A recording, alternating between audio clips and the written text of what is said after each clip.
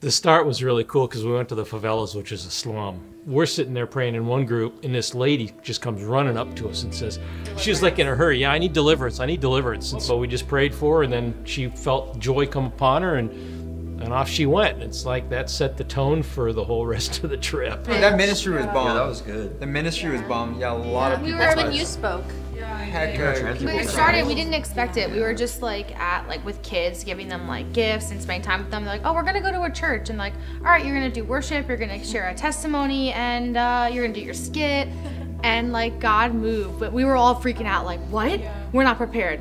We had a schedule for like a message and a testimony, but at one point, you know, the Holy Spirit just does what the Holy Spirit wants, you know? So, you know, like I think Lathan had a word, and then I had a word, and then we just like asked anybody who wanted like deliverance or healing to come up, and it was just, people were crying, people were being healed. It was really cool. It was just so unexpected. We were like, well, that was a quick change of series of events that like, unfolded. Like, what? God does use all of us in like different ways to all come together, especially with prophetic words. Because like if I was on my own, I think I'd probably be like super shy actually and wouldn't even say anything. But then as a team, we're able to like draw stuff out of people, and then I can connect, and then you like feed off of each other. Being in a group too, you can like call out people's like strengths. You know, you can really see it, and a lot of times people are like, oh, I'm not confident in this area, but you call it out and they step out, and it's like really cool to see. Every time he highlights someone to one of us, and we like step out, God's always faithful to come through. Really cool seeing God be faithful time after time after time after time.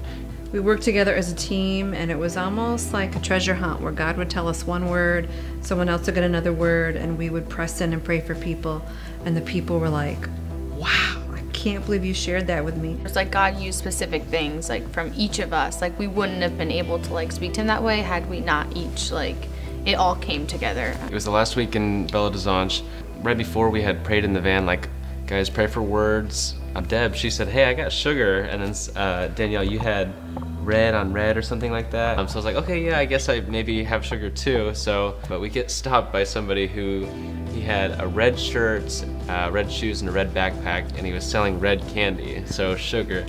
And we were able to, minister to him. And actually that week he had just left the Mormon church or something like that, and God was really touching his heart. And Gabriel actually shared the gospel one time to like the drug lord of the area. Our translator was actually nervous about it. He was like, you really want to like go back and like teach us the gospel right now?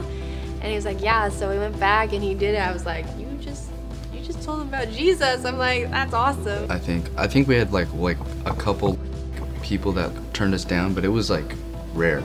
Like every single person I think was completely open to like at least hearing us say something. I remember one time we did like this thing where we prepared 200 meals and wrote John 3:16 a lot. We ended up going at like pretty late at night and distributing all the meals really fast. A lot of homeless people, a lot of deliverances, a lot of salvations, recommitments. So it was actually really cool. Trust is something that I feel like almost all of us learned from God on this trip. Just like actually giving him our all. God was reminding me like, hey, like I am your source. You're not living from rest, and you're living in your own strength and your own energy, but you need to abide in me. Like when I had that perspective and like daily he was reminding me to abide and rest in him, that gave me such life. I learned, well, like trust, but like what like God's like love and faith was to us, and like especially towards me, like me having to put trust in God was insane. Figuring out like he actually like loves me. So I've taken so much stuff from this, especially. I've learned a lot.